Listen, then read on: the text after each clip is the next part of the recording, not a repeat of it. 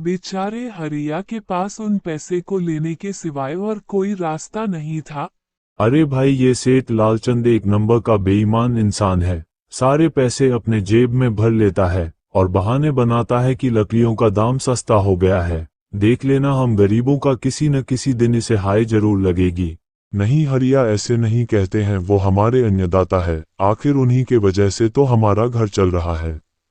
अरे काहे का अन्नदाता, काम के तो पूरे पैसा देते नहीं है।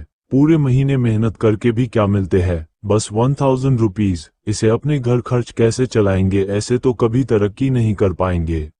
और हम कर भी क्या सकते हैं हरिया, हमें लकड़ी काटने की सिवा और कोई काम कहाँ आता है।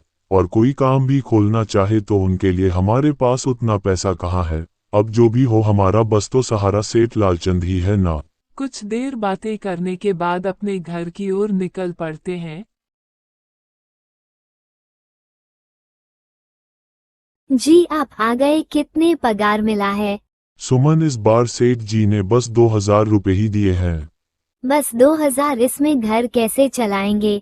बच्चों की फीस में ही 500 निकल जाएंगे, फिर 1500 में क्या करेंगे? अब मैं क्या करूं सुमन, अब तुम्हें इसी में ही गुजारा करना होगा। तुम सबसे पहले बच्चों का फीस भर देना, इसके बाद मैं देखता हूं। अजी क्या देख लोगे, सेठ जी से पूरे पैसे तो मांगे नहीं गए आपसे। नहीं सुमन, मैंने सेठ जी से पैसों के लिए कहा था, पर सेठ जी ने साफ इनकार कर दिया और कहा कि ये लेना है तो लो, नहीं तो कहीं और काम ढूंढ सकते हो। मैं सोच रहा हूँ कि लकड़ी काटने के बाद कहीं और भी काम ढूंढ लूं। सेठ जी के यहाँ से दूसरे जगह पर भी काम कर लिया करूंगा, इससे कुछ ज्यादा आमदनी हो जाएगी। आज ही सेठ जी के यहाँ से काम करने के बाद और जगह पर भी काम ढूंढने जाऊंगा। इतना कहकर रामू काम पर निकल जाता है और जैसा कि रामू ने कहा था, वह लालचंद के यहाँ काम करने के बाद काम की तलाश में निकल जाता है।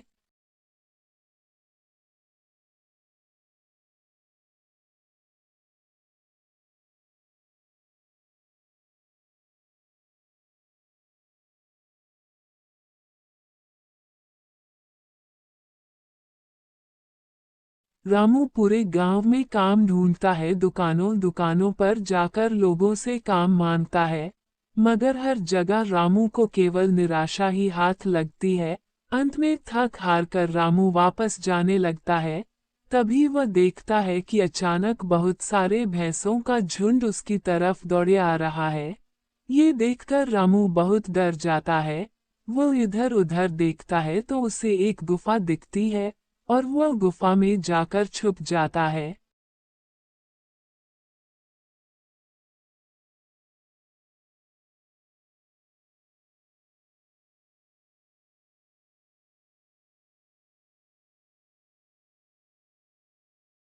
जब भैंसों का झुंड वहां से निकल जाता है तब रामू की जान में जान आती है।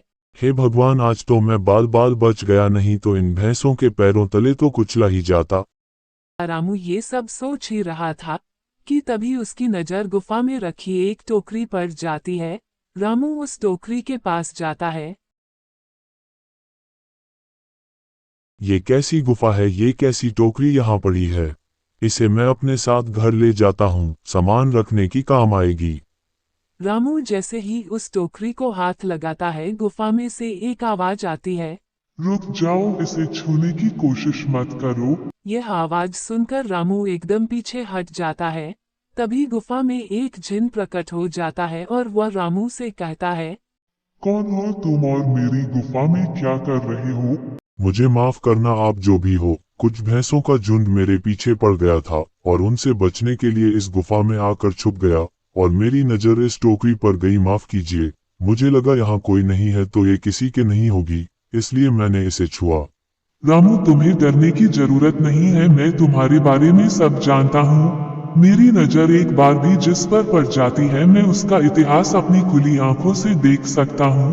पर आप हैं कौन और इतना विचित्र दिखाई क्यों दे रहे हैं? आप अपना परिचय दीजिए, कौन है आप?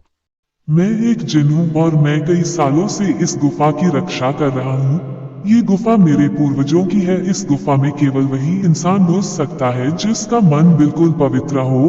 अगर तुम अपवित्र होते तो तुम इस गुफा में कभी नहीं घुस पाते। तुम एक सच्चे इंसान हो, इसलिए तुम इस गुफा में घुस पाए और इस टोकरी को छू पाए। अब तुमने इस टोकरी को छुआ है तो ये टोकरी तुम्हारी हुई। नहीं, मुझे ये टोकरी नहीं चाहिए, मैं तो बस देख रहा था। डरो मत रामू, तुम ये टोकरी ले जाओ। यह कोई साधारण टोकरी नहीं है, बल्कि यह जादुई टोकरी है। जादुई टोकरी? क्या ये वही टोकरी है जिसके मेरी दादी कहानी सुनाई करती थी कि किसी गांव में जादुई टोकरी हुआ करता था और वह सबकी इच्छा पूरी करता था? हाँ रामू, यह वही जादुई टोकरी है। अब तुम इस टोकरी के मालिक हो, तुम इसके इस्तेमाल से अपनी स्थिति सुधार सकते हो। पर याद रखना, तुम जो भी वस्तु इस टोकरी में एक बार डालोगे वह चीज ही तुम्हें बार बार इस टोकरी में डालनी होगी। इसके अलावा तुम और दूसरी कोई चीज इस टोकरी में नहीं डाल सकते। अगर तुमने ऐसा किया तो इसका परिणाम तुम्हें ही भुगतना होगा। मेरी इस बात को हमेशा ध्यान में रखना और सोच समझकर बिना लालच किए इस टोकरी में वही सामान रखना जिसकी तुम्हें जरूरत हो। रामू टोकरी को लेकर घर आ जाता है। सुमन, ये देखो, यह मैं क्या ले आया हूँ। क्या लाए हो आप? बस यह एक टोकरी। सबसे पहले ये बताए, आप तो काम की तलाश में गए थे ना, तो कोई दूसरा काम मिला कि नहीं? अरे सुमन, मेरी पूरी बात तो सुनो। यह कोई ऐसी वैसी टोकरी नहीं है, बल्कि यह एक जादुई टोकरी है। रामू सुमन को वह सारी घटना के बारे में बताता है जो उसके साथ हुई थी। अच्छा, तो आपका कहने का मतलब है कि इस टोकरी में हमें कोई ऐसी चीज डालनी होगी जिसकी हमें सबसे ज्यादा जरूरत हो?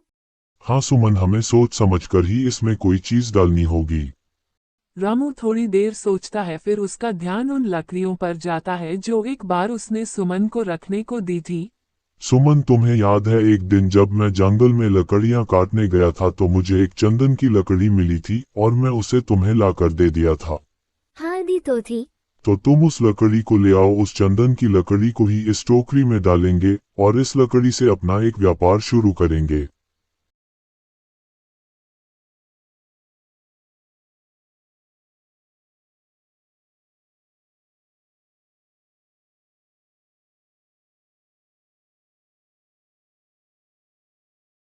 सुमन चंदन की लकड़ी को ले आती है और उसे टोकरी में डाल देती है।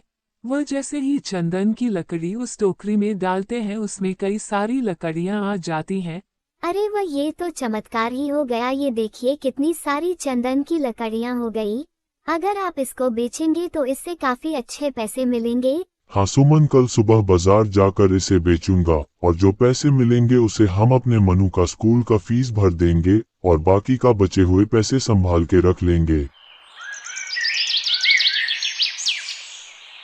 अगले दिन रामू लालचंद सेठ के यहाँ काम पर ना जाकर चंदन की लकड़ियों को बेचने के लिए बाजार की ओर निकल पड़ता है।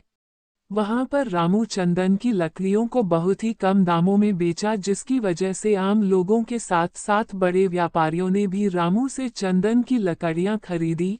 लकड़ियों को बेचकर रामू को काफी अच्छे पैसे मिले। पैसों को लेकर रामू घर आ जाता है।